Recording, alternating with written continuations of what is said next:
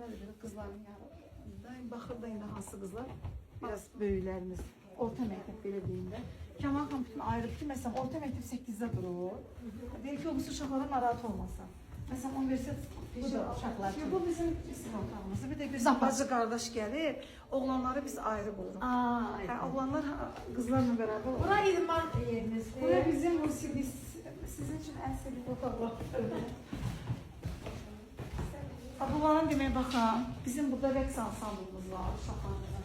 Gəlirlər, özləri rəqs paltarlarını seçirlər buradan. Sonra burada teatr paltarlarında hamısını, Atatürk qızını, Belə uşaqlar, vallahi billahi, tam səmimi deyirəm ha. Bax, yeni il olurdu, yeni ildə tacımız olmurdu ki, tac qoyaq başımıza. Görün Kəmalə xanım sizin üçün necə şərait yaradır. Bütün milli paltarlar falan. Yeni geyimimiz olmurdu.